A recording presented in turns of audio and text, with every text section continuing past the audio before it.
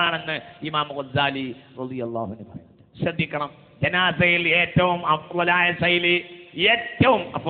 ശൈലി മാ കാന അലൈഹി സലഫ് സ്വാലിഹീങ്ങൾ ചെയ്തിരുന്ന ഏറ്റവും പ്രധാനപ്പെട്ട ശൈലി മിണ്ടാതെ പോവുകയും ആഖിറത്തിനെയും റബ്ബിനെയും അവന്റെ അദാബ് റഹ്മത്തിനെയും ചിന്തിച്ചു പോവുകയും ചെയ്യലാ. മിണ്ടാതെ പോകൽ മാ കാന അലൈഹി സലഫ്, ഇതാണ് ഏറ്റവും അഫ്ളൽ.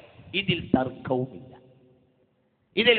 ഇതാണ് ഏറ്റവും അഫ്ളലായ ശൈലി, ഇതാണ് ഏറ്റവും അഫ്ളൽ, ഇതാണ് ഏറ്റവും നല്ല വിധവും. പക്ഷേ ഇമാം 1000 കൊല്ലം മുമ്പ് പറയുന്നുണ്ട്, ഇന്ന് ജനാസയിൽ സലഫ് സാലിഹീങ്ങൾ സ്വഹാബികൾ അങ്ങനെയാണ് പോയിരുന്നത് എങ്കിലും ഇന്ന് ജനാസയിൽ പങ്കെടുക്കുന്ന അനവധി ആളുകളെ ഞാൻ കാണുന്നത്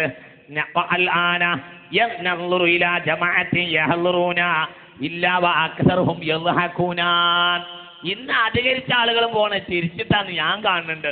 സ്വഹാബികൾ കരഞ്ഞു പോയ കാര്യം പറഞ്ഞിട്ട് ഗസാലി ഇമാം യഹ്യയിൽ എഴുതുന്നുണ്ട്, ജനങ്ങൾ ഇന്ന് ചിരിച്ചിട്ട് പോകുന്നതായെന്ന് ഞാൻ കാണുന്നത്.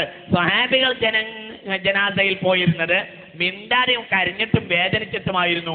ഇന്ന് ജനങ്ങൾ പോകുന്ന ചിരിച്ചാണ്. ഇത് എഴുതി വെക്കുന്നത് ഗസാലി ഇമാം റളിയല്ലാഹു അൻഹു ഹിജ്റ 6-ാം നൂറ്റാണ്ടിലാ. 6-ാം നൂറ്റാണ്ടുകാരനാണ് ബഹുമാനപ്പെട്ട ഇമാം ഗസാലി റളിയല്ലാഹു അൻഹു. ഏകദേശം 8-9 നൂറ്റാണ്ടുകൾക്ക് മുമ്പാണ് ഇമാം ഗസാലി റളിയല്ലാഹു അൻഹു. അന്ന് വരെ ആളുകൾ തിരിച്ചു പോകുന്ന അവസ്ഥയാണ് എങ്കിൽ ഇന്നത്തെ കാര്യം പറയണ്ട. വളരെ ചിന്തിക്കണം. ഏറ്റവും അഫ്ളലായ ശൈലി മാ കാന അലൈഹി സലഫ് ചെയ്തിരുന്ന ഏറ്റവും പ്രധാനപ്പെട്ട ശൈലി അങ്ങനെയായിരുന്നു. പക്ഷെ ഇന്ന് മനുഷ്യൻ അങ്ങനത്തെ ഒരു ശൈലി ഇല്ല. അതിന് മനുഷ്യനോട് കഴിയൂല. സ്വന്തം വാപ്പ മറിച്ചാലും അവന് വർത്താനം പറയണം. അപ്പൊ മൂപ്പർ പറഞ്ഞ എന്താ അഫ്ളലായത് റസൂലുള്ളാഹിന്റെ സഹാബത്ത് അതുപോലെ അങ്ങനെ സലഫ് സ്വാലിഹീങ്ങൾ ചെയ്തതാണ്. അതെന്താ? സുക്കൂത്താണ്, മിണ്ടാതെ കൊണ്ടുപോകലാണ്. മുജാഹിദുകൾ പറഞ്ഞു അത് ചെയ്യാനാ. ആ മയ്യത്തുണ്ടാവുമ്പോ പിന്നെ ആ നിലക്ക് വർത്താനം വരണ്ട, ഖുർആൻ ഓതണ്ട, ദിക്റും ചൊല്ലണ്ട.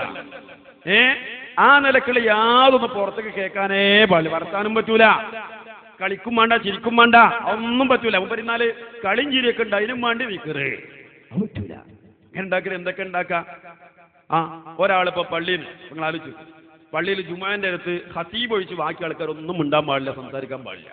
കുറച്ച് ആൾക്കാർ വർത്താനം പറയുന്നത് എന്ന് വിചാരിച്ചോളി. കാരണം നിങ്ങളെ കുത്തുപാടിനെ മനസ്സിലാക്കി തിരിയാനും ഇല്ലല്ലോ നമ്മുടെ നാട്ടിലെ. അപ്പൊ അങ്ങനെ കുറച്ച് ആൾക്കാർ വർത്താനം പറയാൻ ചോളി. അപ്പോ നമ്മളെ കാസിമിനെ പോലത്തെ ആൾക്കാർ ഫത്വ എന്നാ പിന്നെ എല്ലാവരും പള്ളിയിൽ ദിക്റല്ലോളി നേരത്ത് അല്ലെങ്കിൽ സ്വലാത്തല്ലോട് പറയാൻ പറ്റില്ല, മിണ്ടാതെക്കണം പഠിപ്പിച്ചു കൊടുക്കേണ്ടത്. അതുപോലെ മയ്യത്തോട് മിണ്ടാതെ പോകണം, ഇതാ പഠിപ്പിച്ചു കൊടുക്കുക. അതാ റസൂലുള്ളാഹി സ്വല്ലല്ലാഹു അലൈഹി വസല്ലം സഹാബത്തും പഠിപ്പിച്ചത്. അത് ഉപരനെ സമ്മതിച്ചല്ലോ. അതിലേക്ക് ആ കൂട്ടി നമ്മൾ മടക്കണേ. അപ്പൊ ആർക്കാണ്, ആരുടെ പാരമ്പര്യമാണ് റസൂലുള്ളാഹി സ്വല്ലല്ലാഹു അലൈഹി വസല്ലം എത്തുന്നത്? മുജാഹിദീങ്ങളുടെ